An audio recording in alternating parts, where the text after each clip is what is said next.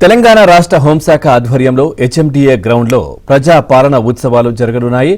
ఈ ఉత్సవాలకు ముఖ్య అతిథిగా ముఖ్యమంత్రి రేవంత్ రెడ్డి పాల్గొననున్నారు. ప్రజా పాలన విజయోత్సవాల సందర్భంగా కాసేపట్లో హుస్సేన్ సాగర్ వద్ద వైమానిక విన్యాసాలు జరగనున్నాయి.